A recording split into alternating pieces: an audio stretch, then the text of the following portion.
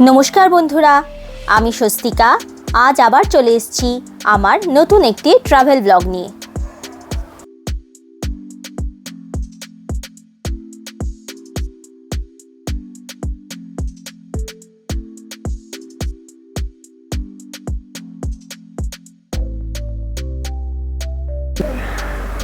आज आमरा चले एसेछि आमादेर एई सिल्क रूट जार्नी एकदम शेषेर दिके। आज आमी आपनादेर संगे शेयर करते चलेछि आमादेर एई फुल रूटटार कत कि खरच हयेछे, कोथाय कोथाय आमरा थेकेछि समस्त डिटेल्स।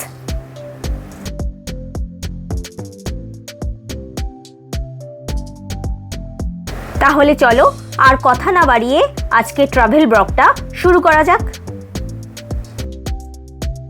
एर आगेर पर्वे तोमरा देखेছো आमादेर सिल्क रूटेर पुरो जार्नीटा, माने जुलुक थेके नाथांग भ्याली, ओल्ड बाबा मंदिर, कुपुप लेक, निउ बाबा मंदिर, छांगु लेक हये बैक टू जुलुके। सेदिन आमरा राते छिलाम जुलुक रेसिडेंसिते। आज आमरा जुलुक थेके जाबो ऋषिखोलार दिके।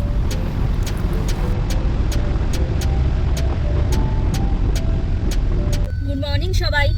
आज आमादेर सिल्क रूट जार्नी डे 5। आज के आमरा जुलुक थेके ऋषिखोलार दिके जाচ্ছি।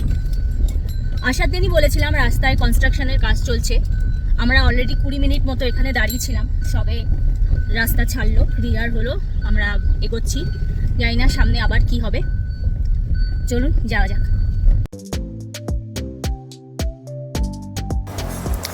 ঋষিখোলাতে আজকে আমাদের হোমস্টে হাকুনা মাটাটাতে বুকিং আছে। আমরা এখন সেই দিকেই যাচ্ছি।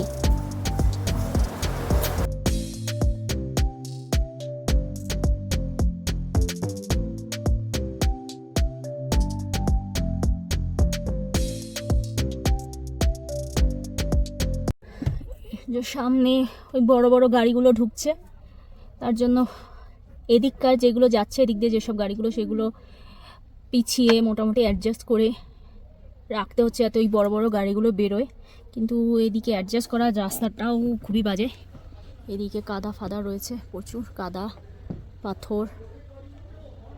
তাও এর মধ্যে যতটুকু করা যায় সবাই অ্যাডজাস্ট করার চেষ্টা করছে, আমরাও করেছি। দেখা যাক কি হয়।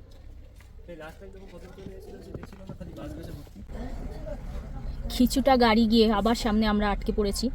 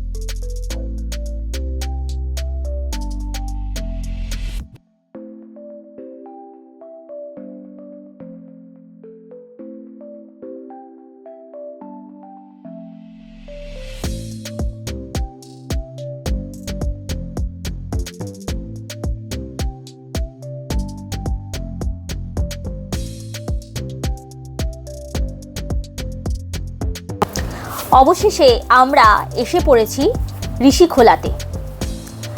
আমাদের এখানে হোমস্টে হাকুনা মাটাটাতে বুকিং রয়েছে। আমরা এখানে ঢুকে একটু রেস্ট নিয়ে লাঞ্চ করে বেরিয়ে পড়েছি, যদিও আমাদের রুম বুক পুরো দিনের জন্য ছিল। অ্যাকচুয়ালি আমরা যেদিন ঋষিখোলায় ছিলাম তার পরের দিন রিমেলের পূর্বাভাস ছিল। যেহেতু রিমেলের পূর্বাভাস কলকাতায় রয়েছে, সেহেতু আমাদের মাথায় এটাই ফার্স্ট স্ট্রাইক করেছিল যে যত তাড়াতাড়ি সম্ভব রিমেল আসার আগে কলকাতায় ঢুকতে হবে। এছাড়াও আরেকটা কারণও ছিল, এই হাকুনা মাটাটা হোমস্টেটা একদম ঋষি নদীর সামনে। এখানে আমরা ছাড়া আর সেরকম কোনো ফ্যামিলির বুকিং ছিল না। লোকাল ছেলেরা এখানে এসে স্নান করছিল এবং ড্রিঙ্কও করছিল, তার সাথে তার যাবতীয় খাবার দাবার সব এই হোটেল থেকেই নিচ্ছিল। তো ফ্যামিলি নিয়ে থাকার জন্য এই হোমস্টেটা আমাদের খুব একটা পছন্দ হয়নি। যদি আরও দু একটা ফ্যামিলি থাকতো তাহলে হয়তো আমরা রাত কাটানোর কথা ভাবতাম, যেহেতু আর কোনো ফ্যামিলি ছিল না।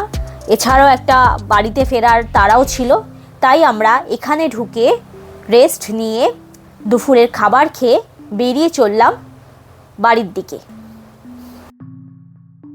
এর আগেও যখন আমরা সিল্ক রুট ভ্রমণ করেছিলাম তখনও আমরা ফেরার দিন ঋষিখোলাতেই স্টে করেছিলাম, বাট সেই সময় খুব ভালো লেগেছিল। সামনে নদীর বয়ে যাবার শব্দ খুব ভালো লেগেছিল, কিন্তু এখন গিয়ে দেখলাম পরিবেশ সম্পূর্ণ বদলে গেছে। এখানে সবাই স্নান করা, মাথায় শ্যাম্পু করা, জামা কাপড় কাচা সব কিছুই চলছে। সুতরাং খুব একটা আমাদের ভালো লাগেও নি এবার ঋষিখোলাতে গিয়ে। আমরা সেদিন ঋষিখোলা থেকে বেরিয়ে ছিলাম শিলিগুড়িতে। শিলিগুড়িতে মিনামার রিসর্টে সেদিন রাত্রিটা কাটিয়েছিলাম। পরের দিন সকাল সকালই আমরা বেরিয়ে পড়লাম বাড়ির দিকে। ভাবলাম রিমেল আসার আগে যতটা সম্ভব যাওয়া যায় ততটা সম্ভব আমরা চেষ্টা করব।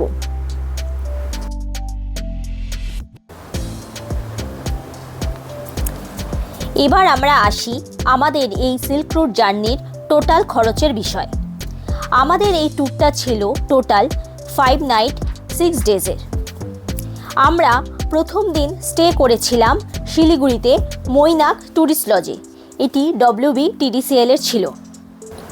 এখানে রুম রেট ছিল 2800 টাকা প্লাস GST, টোটাল 3136 পড়েছিল। এর মধ্যে শুধু ব্রেকফাস্ট ইনক্লুডেড ছিল, আর কিছু ইনক্লুডেড ছিল না। আরিতারে আমরা ছিলাম অতিথি গৃহ হোমস্টেতে। এখানে রুম ট্যারিফ ছিল 1200 টাকা করে পার হেড পার নাইট হিসাবে। এখানে বাচ্চাদের 5 বছরের ওপরে হাফ ভাড়া ছিল। থার্ড নাইট আমরা স্টে করেছিলাম জুলুকের দিলমায়া হোমস্টেতে।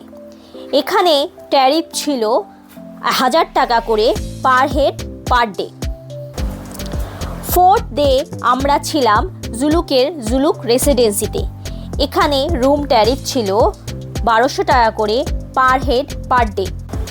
ফিফথ ডে আমাদের বুকিং ছিল ঋষিখোলার হাকুনা মাটাটা হোমস্টেতে। এখানে আমাদের পড়েছিল 1000 টাকা করে পার হেড পার ডে হিসাবে। যদিও আমরা এখানে থাকিনি, তবুও আমাদের ফুল পেমেন্টটাই করতে হয়েছিল। আমরা ফিফথ ডে ছিলাম শিলিগুড়িতে মিরামার রিসর্টে। এখানে রুম ট্যারিফ ছিল 1800 টাকা করে। এবার আসি রুমগুলোর ব্যাপারে বলার জন্য। প্রত্যেকটা রুমই ভালো ছিল, শুধু জুলুক রেসিডেন্সিটা আমাদের খুব একটা ভালো লাগেনি। তাদের খাবার দাবারও খুব একটা ভালো ছিল না এবং রুমটাও খুব অপরিষ্কার ছিল। রাস্তাঘাট মোটামুটি ঠিকঠাক থাকলেও আরিতার ঢোকার আগে রাস্তা খুব একটা ভালো ছিল না, এবং জুলুকে যাওয়ার সময় পাদমচেন থেকে জুলুকের রাস্তাটা খুবই খারাপ ছিল, কনস্ট্রাকশনের কাজ চলছিল। তাই এই পুরো জার্নিতে আমাদের টোটাল 110 লিটার পেট্রোল খরচ হয়েছে। টোটাল জার্নিটা ছিল আমাদের 1550 কিলোমিটারের। এছাড়াও টোল বাবদ আমাদের আরও 1400 টাকা খরচ হয়েছে। মালদা ক্রস করার সঙ্গে সঙ্গেই রিমেলের এফেক্ট আস্তে আস্তে চোখে পড়ল। খুব বৃষ্টি হচ্ছিল তখন, অলরেডি বৃষ্টি স্টার্ট হয়ে গেছিলো। আমরা গাড়ির স্পিড একটু বেশি বাড়িয়ে দিয়েছিলাম যাতে তাড়াতাড়ি বাড়িতে পৌঁছতে পারি।